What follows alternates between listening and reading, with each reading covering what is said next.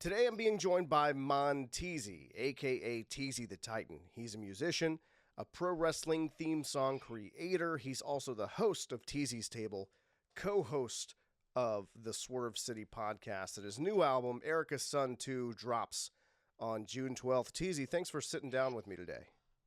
Hey man, what's going on, brother? I appreciate you, Grant, for the time, and feeling good as always. I appreciate the wonderful introduction, man. Thank you. Good man. Hey, thanks for coming on, man. And there's a lot to talk about, and unfortunately, just not enough time to do it, right? But I want to say because you've got the new album coming out, so I want to talk a little bit about that first, if you don't mind. But and I know that your grandfather was the person who ultimately pushed you to create music. And it's an amazing story, and I encourage anyone who hasn't heard any of it to go back through the archives of Teasy Table and revisit that. But I want to know, you and I both being around the same age, when take me back to like little Teasy watching MTV or VH1 or maybe even the box, right? Who was it that comes on TV and you see them on TV and you're like, okay, I've got to do this because that person is doing this? Great question, man.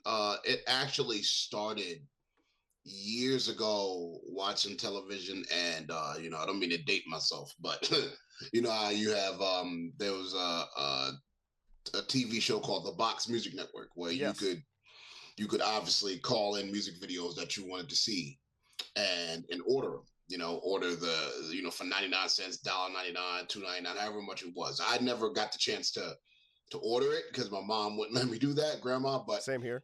I would always have like the VCR back in the days, and I would tape record the videos that I liked when they came on. I would always, sometimes the videos would repeat if they called them in again, if the fans called them in again or whatever. But those were always videos that I always saw. And subconsciously, I always was a fan of music. I always loved the music videos. But the first person that I saw that made me want to do this was Nas, actually. Nas was the first rapper that actually was like, okay, I really wanted to do this. Back in the days when he was dropping the Illmatic project, Stillmatic, those times, just his songwriting and how he was a storyteller. I was always drawn into that. I was always drawn into that. It was him and 50 Cent. Those two were 50 Cent, Talib Kweli, those few people kind of conscious songwriter. 50 Cent obviously was a gangster rapper. I didn't necessarily live 50 Cent's life, but I was drawn into his story. And I would also say Nas. Nas was the first person I saw, and I said, I believe I can truly do this, and started my songwriting from there. You know how funny it is, right? How much things have changed, but how much they're the same. Because Nas, a lot of people are the craze around the whole Drake Kendrick feud's dying down, but Nas very famously involved in some beef as well there back in the day. So just kind of, it's just funny how things continue to go on. Tell me about a little bit about the journey. It's dropping on June 12th, like we said, for the new album, America's Son 2. What is it that you're bringing to this album that we haven't seen out of Monteasy before?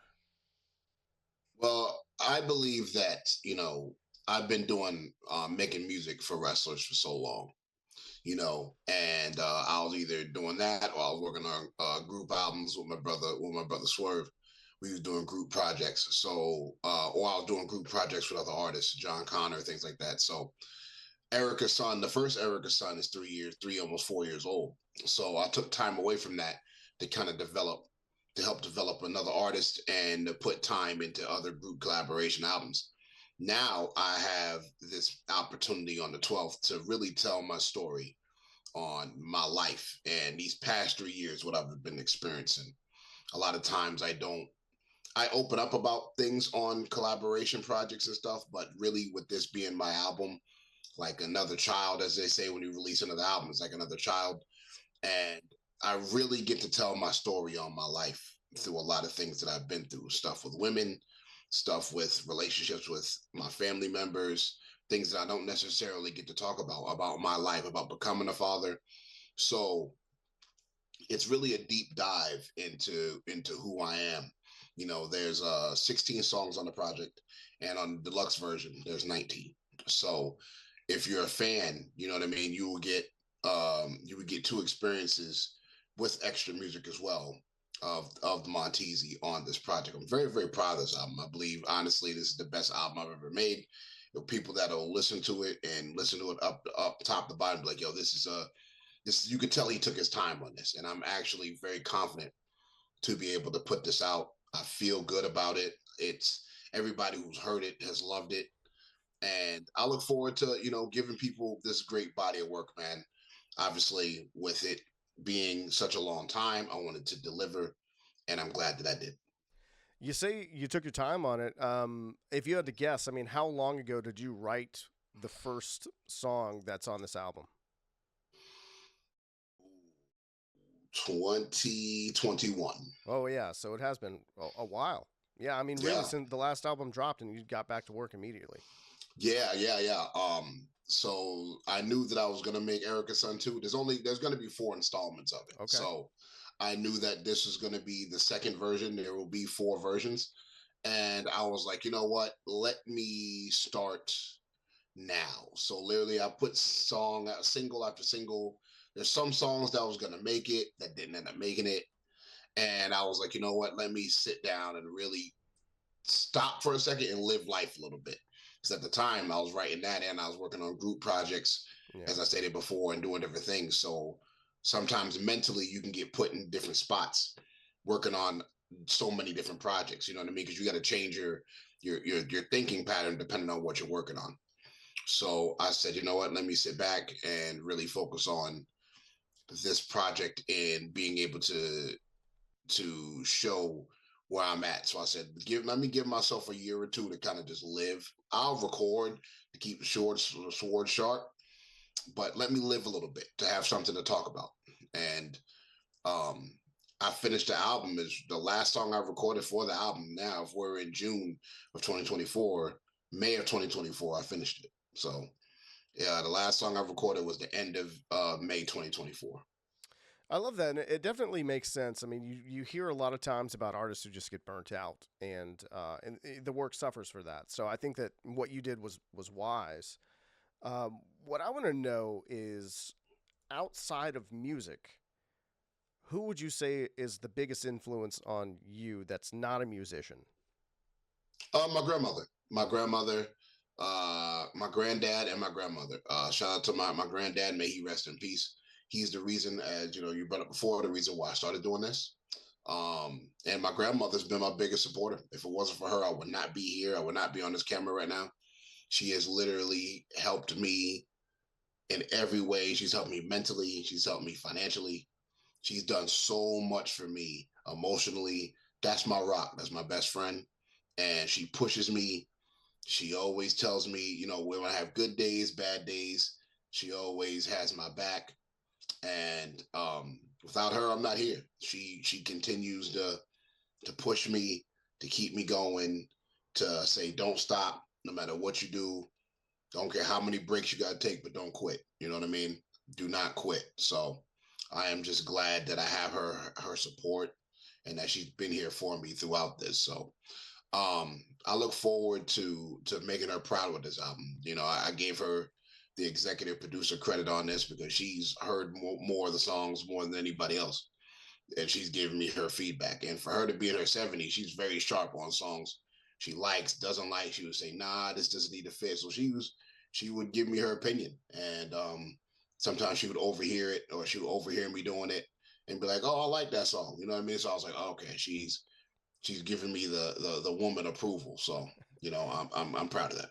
I love all that. Thanks for sharing that with us. And you said she's really sharp on songs. What would you say are some of her favorite artists? Her favorite artist, well, she raised me on music from the 60s, the 70s, Hmm. 80s. So her favorite artist now is Chris Brown. That's her favorite artist now.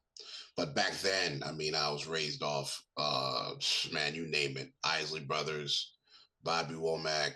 I mean, you name it, man. I mean, everybody from back in the days. I mean, Donald Byrd, Grover Washington. My mom put me on like Red Hot Chili Peppers and Mm-hmm.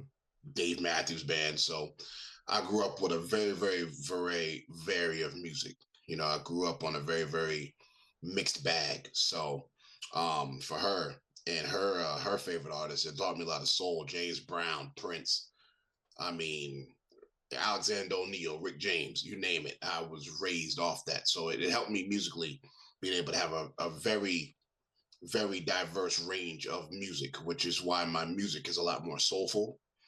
That's kind of like where my range is. I kind of make music to make you feel something. And it's supposed to be music that, there's not microwave music. It's music that you could take in the car, you could take anywhere, and it gives you an emotional reaction. I like that. Yeah, you got to have varied influences, right? You can't just listen to if you're going to be a rapper, you can't listen to just rap. It's not going to help, right? If you're going to do heavy metal, you can't listen to just heavy metal. It's not going to work out the way that you think it's going to work out. So, all that makes sense to me. And you're crushing it out there. You got new albums coming out, and you've got music that's out there on TV every week too. Whenever people are watching wrestling, why don't you tell me about? You know what? Actually, let's not talk. Let's not start with the music, right? Tell me about when your wrestling fandom started, and when did you first connect music to the wrestlers?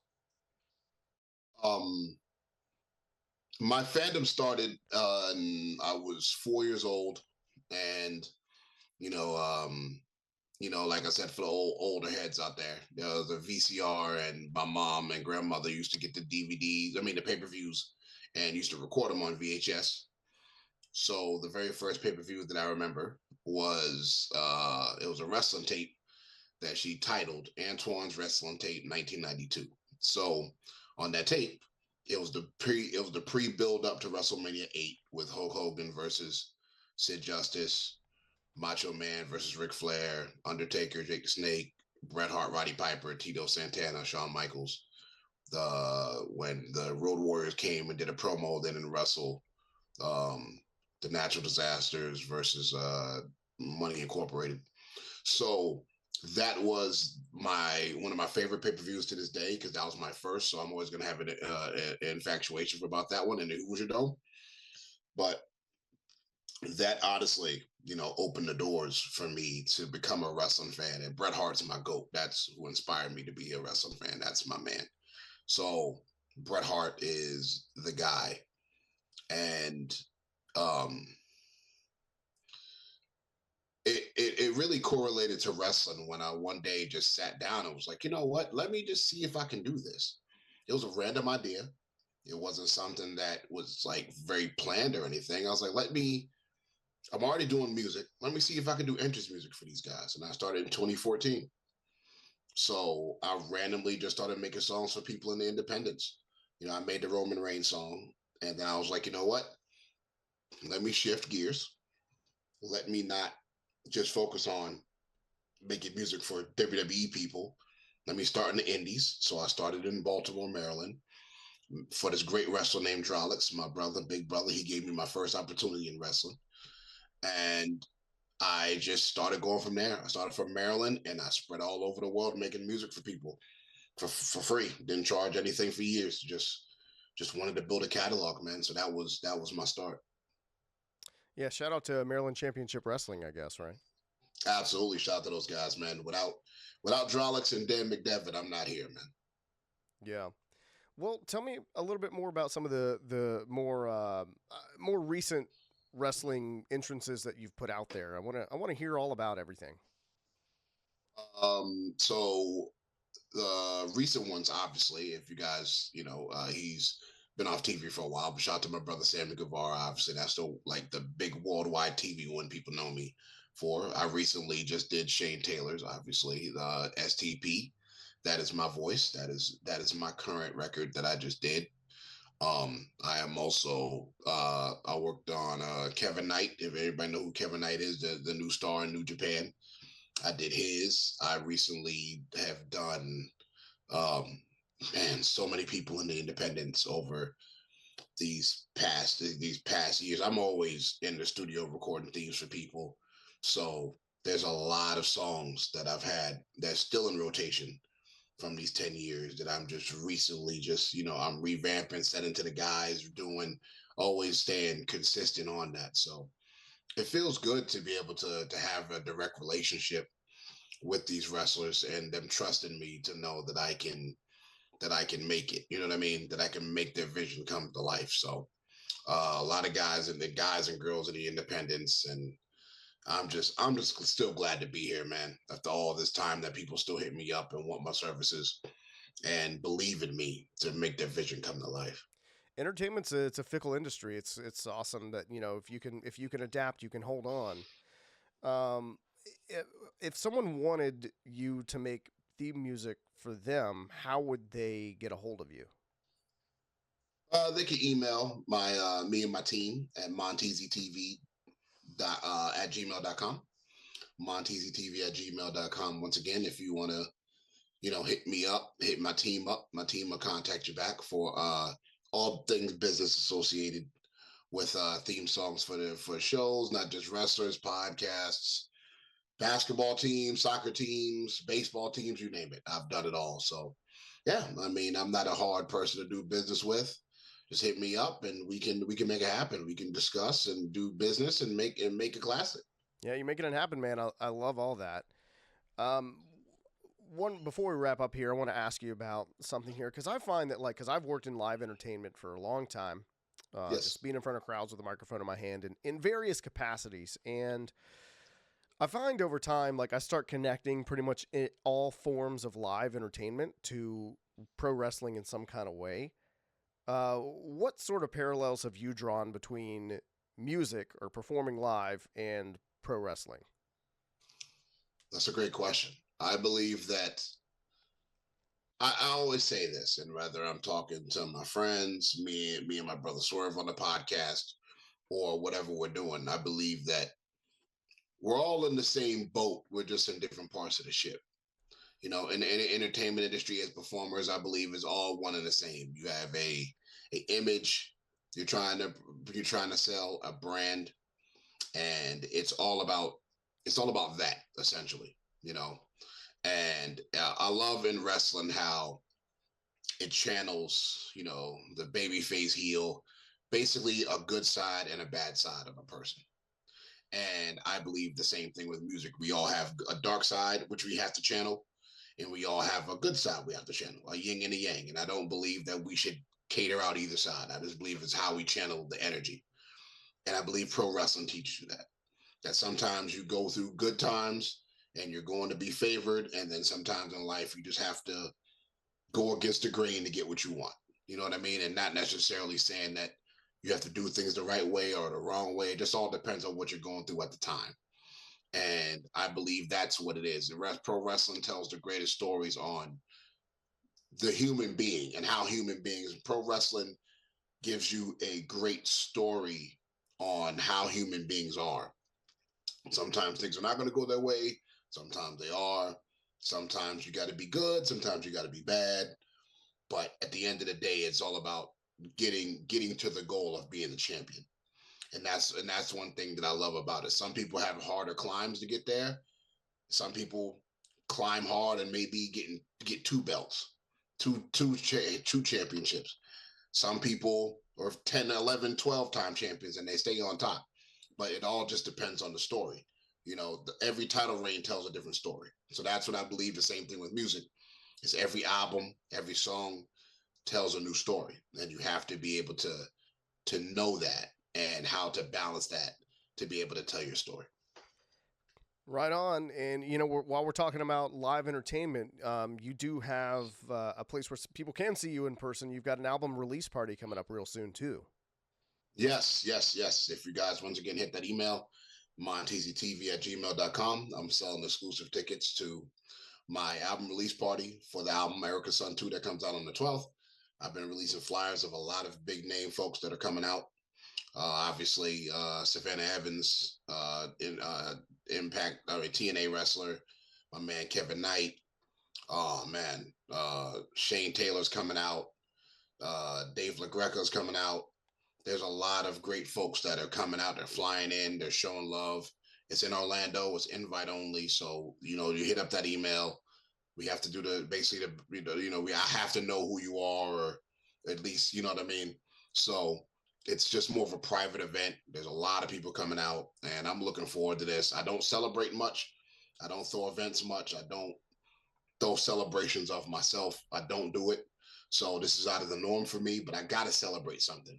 I've been through a lot, and it's good to finally give myself some roses for once because I worked damn hard. I've been unselfish a lot in my life. I've passed the ball a lot of times, and now it's time for me to score. So I'm looking to put the ball in the basket finally for myself for once. So I think that's important because while you don't want to gloat, right? You don't want to show out too much, but I've learned probably a little too late that you've got to take credit for the work you put in, or else no one's yes, going to know you did it, right? absolutely, absolutely. You have to, like I always say, if I'm not taking money for something, if it's not about the money for me, I at least want my credit, and that's it. Just give me my like they say, like they always say in school. When you do a book report, always credit the source.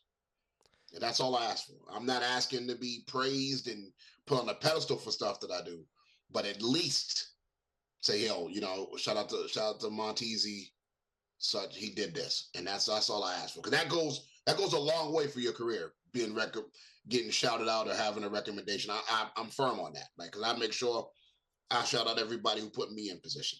Without Drolix, without Drolix at MCW, without all the wrestlers that put me in position, but the three key people that helped change my life was Jolix, Sammy Guevara, Dan McDevitt, and my man Brian Hawks in North Carolina, Trevin Adams. I always shout people out. Caleb Conley and my brother Swerve. All those people are in instrumental in giving me these big platforms to help get me here. They all opened the door to me for something to change my life. So I will always give them credit for what they did for me. Love all that, man, and I cannot wait to hear the new album. Erica's Son 2 drops on June 12th. Make sure you're all checking that out. Monteasy, thanks for stopping by today. Peace, man. Thank you for the time, brother. Thank you. Before you go, I need your help. You see, it's my goal to run this channel without doing any paid ad reads, and in order to do that, we need to grow this thing together. So make sure you hit subscribe, like this video, and drop a comment below on who you think I should interview next.